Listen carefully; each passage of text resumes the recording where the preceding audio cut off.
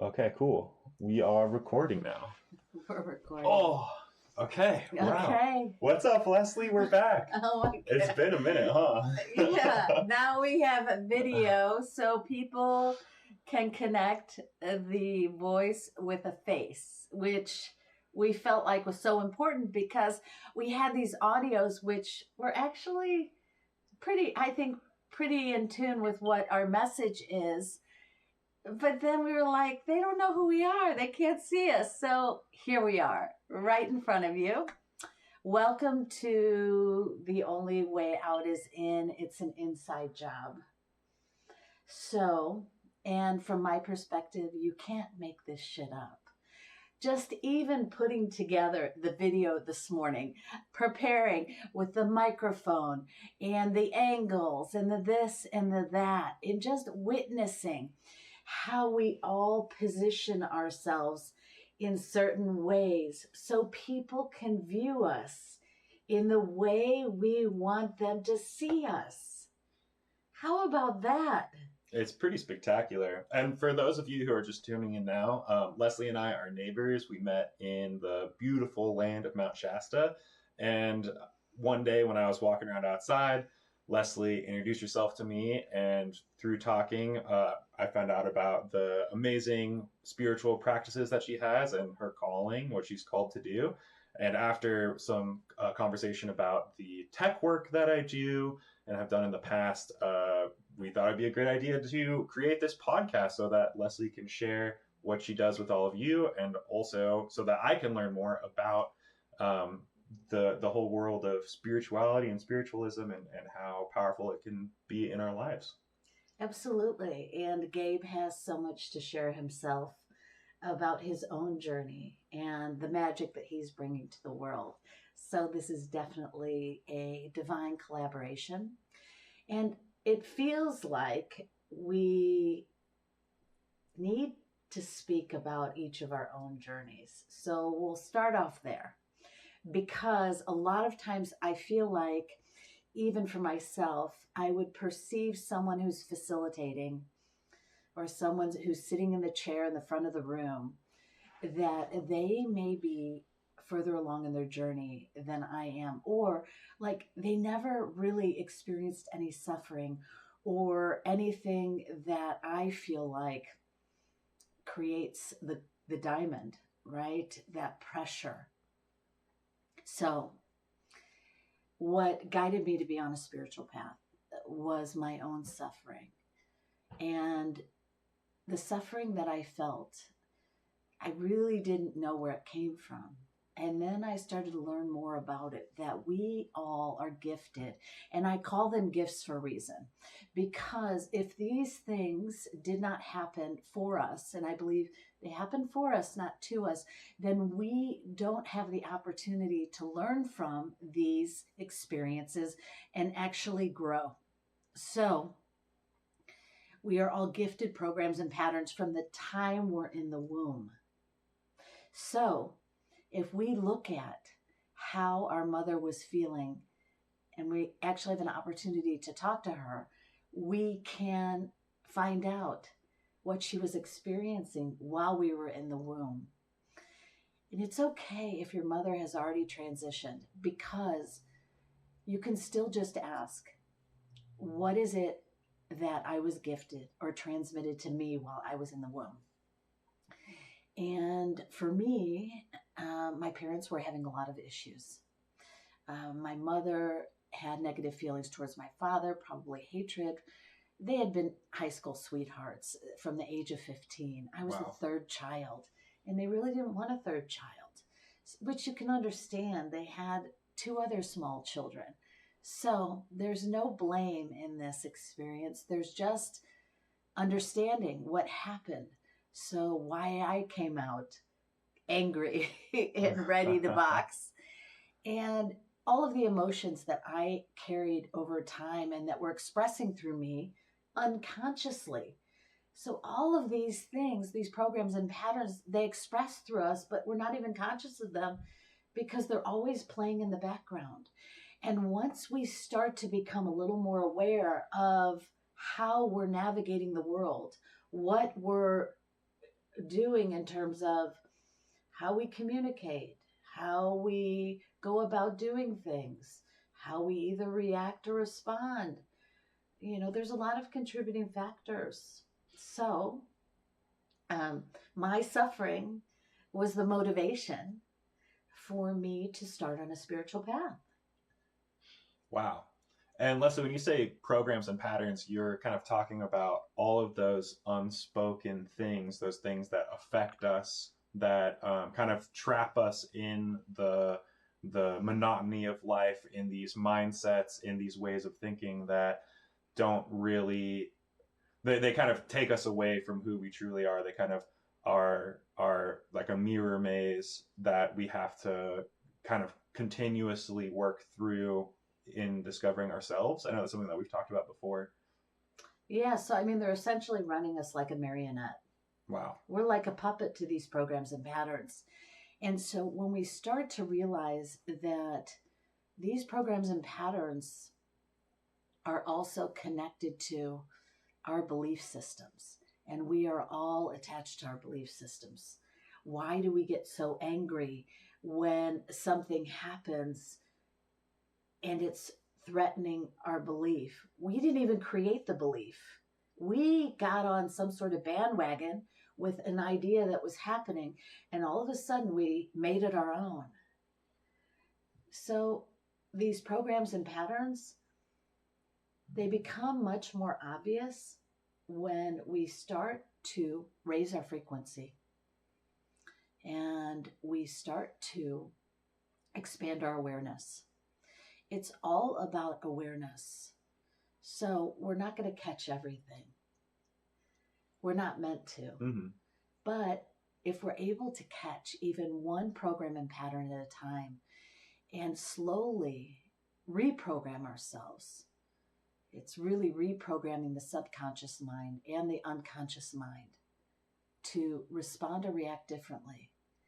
When we start to stop ourselves, when a program starts barreling through us, we actually can change it. And then it doesn't have the grip on us that it did before. And what's beyond that program or pattern is freedom from it. So what if we were able to release all of these programs and patterns? What if we were able to liberate ourselves? So I myself have had an experience of liberation. We only have to actually, the good news is, we only have to release so many. There's like a tipping point with anything, okay? There's a tipping point. We become transparent enough to where the light can enter us. The light of what? The light is the source of all that is. Some people call it God. Some people call it spirit. And we are each an aspect of that. It's called our superconscious. And our superconscious is our soul or our higher self that's really trying to guide us. And most of us are not aware of it. Those who use their intuition are actually getting guidance from their superconscious. So I don't want to go too deep into that today. Yeah, wow, that's some deep stuff. I'm excited to learn more about that as we go. Yeah, I mean it's the human condition. It's how we're comprised, how we're put together, how this human experiment was created for us to forget who we are, be programmed, and traumatized in some cases because we knew that we would be able to one day change all of us, change ourselves. We would be able to change everything through our own inner transformation, which is why the podcast is called The Only Way Out Is In. It's an inside job because it is. That's my experience. Everything outside of me has been a distraction. Distracting me from what? From the truth of who I am. I like that. I like that a lot. That that idea of like who we truly are, we discover through the struggles that we have in this life and looking within ourselves to see how those struggles help us evolve and grow into ourselves, I think is really beautiful.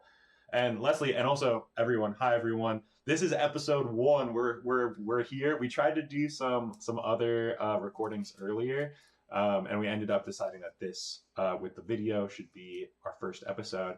And so, Leslie, what I know we talked a little bit about how you got into spiritualism and your spiritual path in the beginning, and it sounds like it started all the way pre-birth, even with the programs and patterns and that anger that you were talking about. But now, like in the present day, what do you do? Kind of what is your calling, and what is the hope that both with this podcast, but also with I know you do a lot of other spiritual practices. What is your calling and your purpose with what we're doing here? So my calling is to assist in raising our frequency so we can know who we truly are. I bring through something that I refer to as the divine harmonic. And it came to me about 4 years ago, shortly after I moved to Mount Shasta. I was with a friend of mine, Julianne, who channels for the Stargate Experience. Shout out to Julianne. What's up, Julianne? A very close friend of mine. And we were going to do something called CAP, Kundalini Activation Process. And we'll be talking about all these things throughout the podcast. So we don't need to go into great detail with that.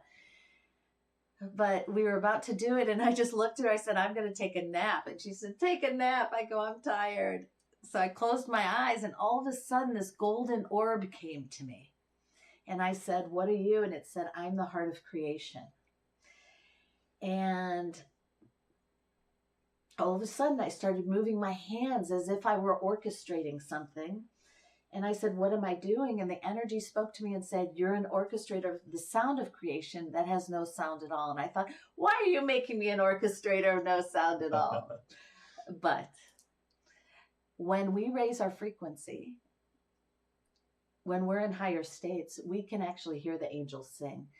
We can hear the void or the quantum field, which we're actually a part of, and we don't even realize it. Because most of us are living in a state of separation. Separation from what?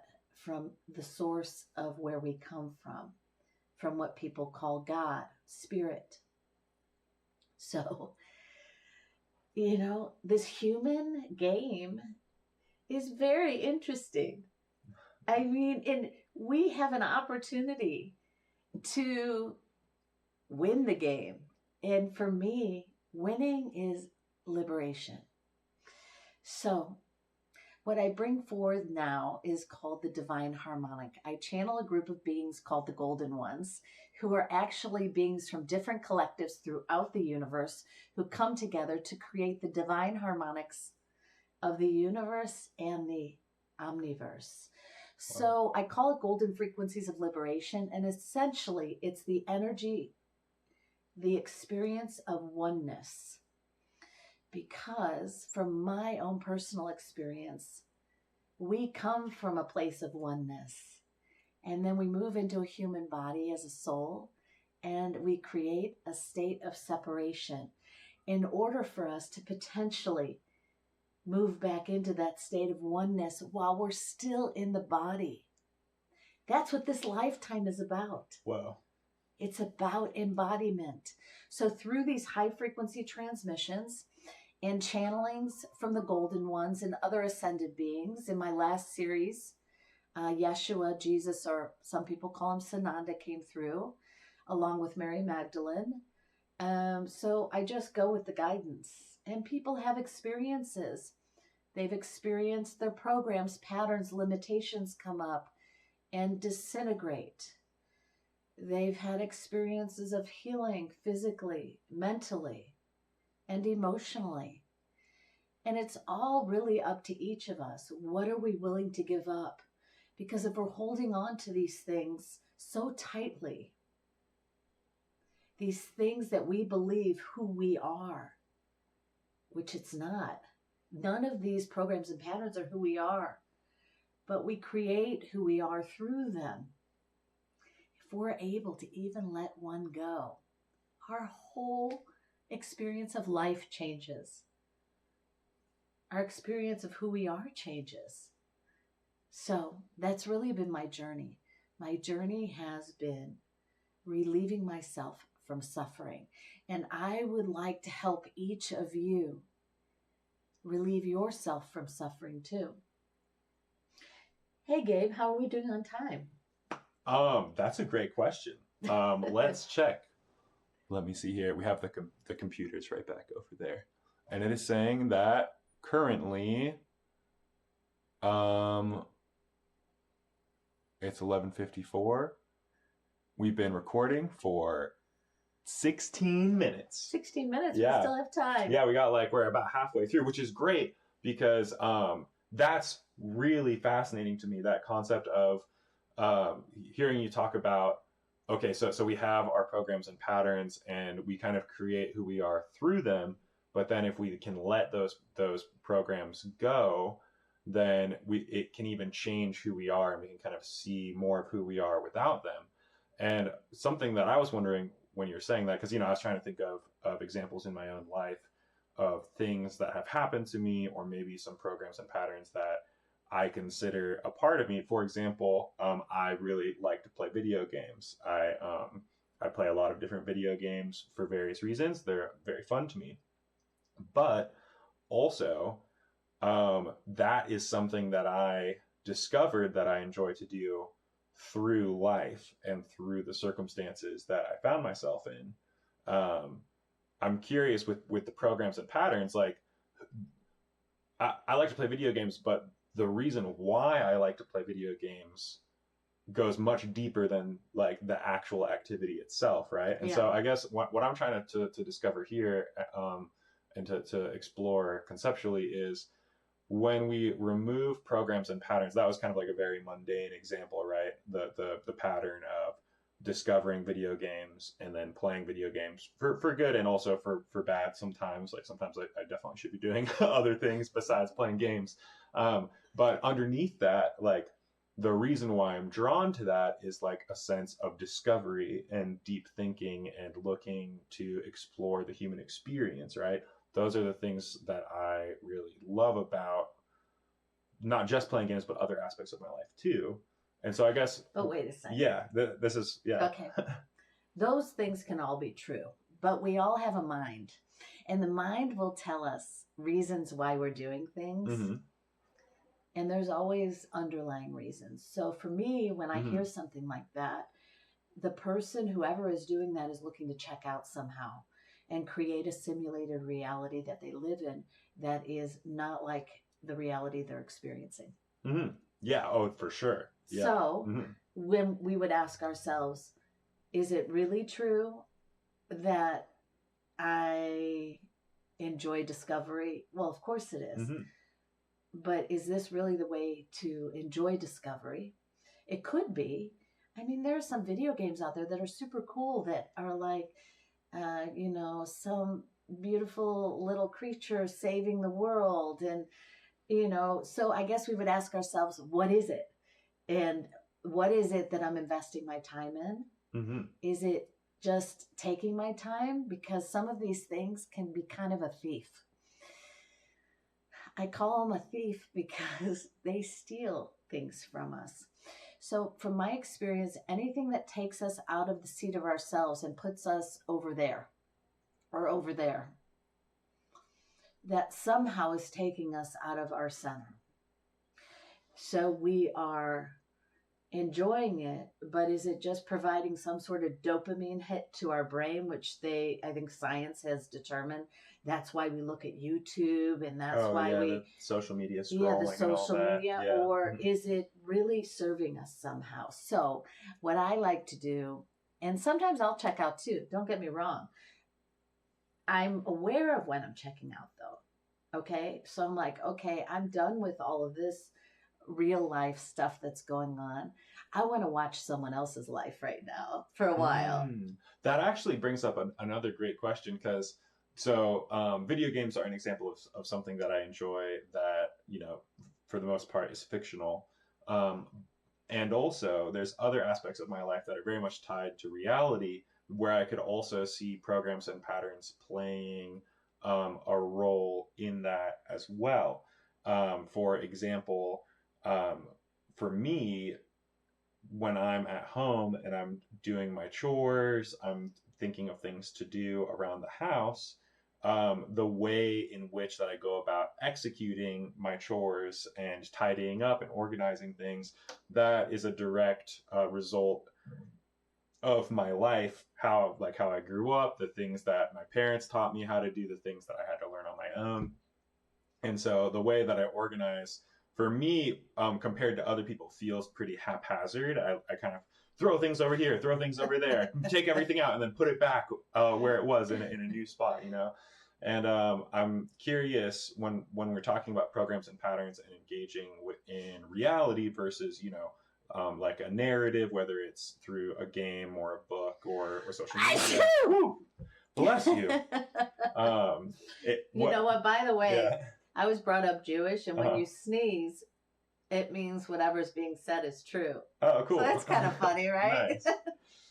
So yeah, I'm just curious, like when it comes to like real life stuff, where I assume there's programs and patterns in everything. It sounds like. How do you have any words for us in regards to those sorts of situations, whether it's tidying up your house or going for a walk in nature or meeting with some friends for dinner?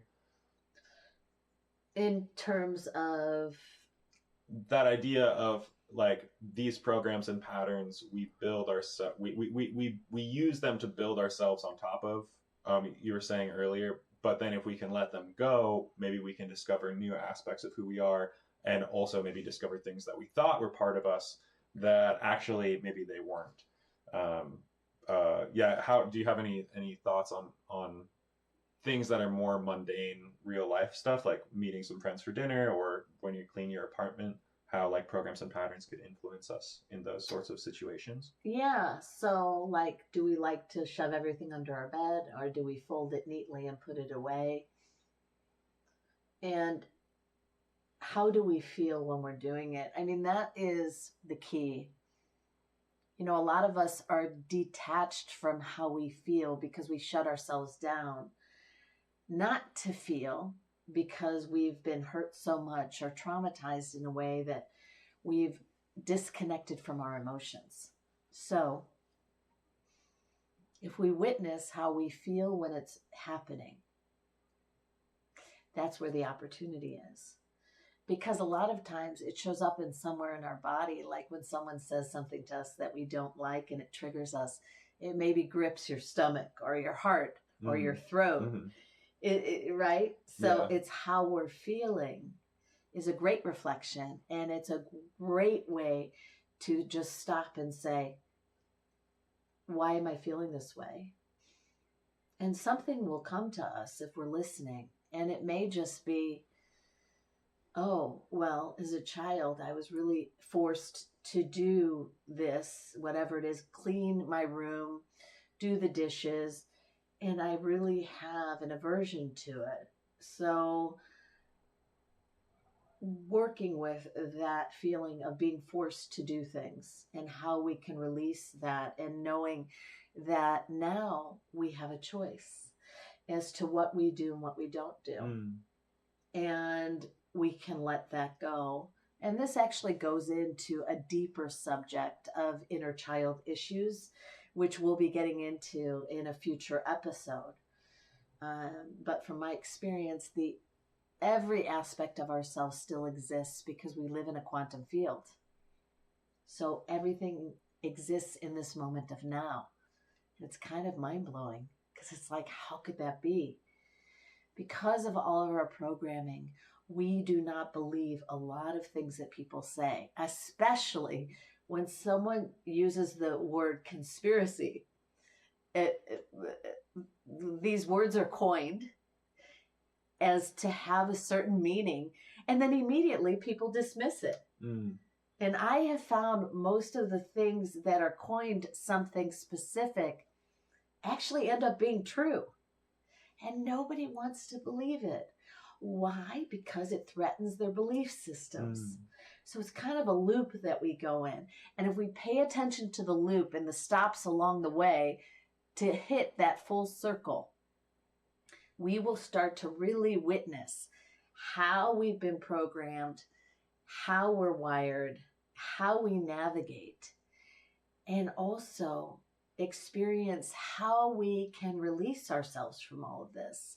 So through the podcast, we'll also be bringing forward these high frequency transmissions and ask all of you to join us in having an experience. And all you have to do is relax and receive. It's pretty easy, huh? Well, most of us are programmed not to be able to receive. We're actually programmed to say, I love you, not I love me, right? So we will learn together how to relax, how to receive, how to free ourselves. And why would we want to free ourselves? Because when we are free of all of these things that actually limit us and weigh us down, we can feel more love, more joy, more compassion.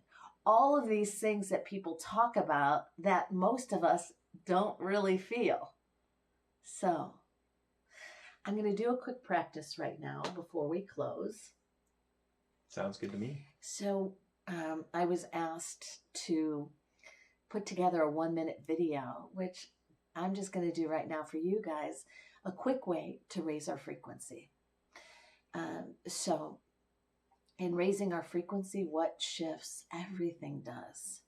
Things become so much easier. We move more into a flow versus a push or a pull. So if we just each close our eyes, put our hands over our heart, because sometimes we just can't feel it, and think about all of the things that we're grateful for. And then feel what those thoughts create in our heart and allow that energy to build. And if you're finding it hard to find something to be grateful for, how about being grateful for this moment together? Being grateful for this breath, being grateful for this life that we're co-creating, that we have the ability to change at any time. And sometimes we feel like we just don't know how to. Well, we're here to help you do that, to create the life that you want. So let's each breathe together, build up that energy of gratitude in the heart, and allow it to gently emanate through the body and out into your field. And this is a great quick practice to start the day, to start to raise our frequency, and to start experiencing what it feels like living in a higher state. Wow. Yeah. Thank you all for participating in that. I feel much more calm and present now after that. So thank you, Leslie. Nice. And also, we want to hear from you too. It would be great to read out any comments or questions that you have during the future podcast episodes. So please like, comment. We'd love to hear your thoughts and be able to share our perspective on them. Yeah, and we look forward to being on this journey with you. We're in it together. So let's co-create the best life possible. So thank you all for joining us today. Please remember, the only way out is in. It's an inside job. We'll look forward to being with you again soon. See you soon, everybody. All right.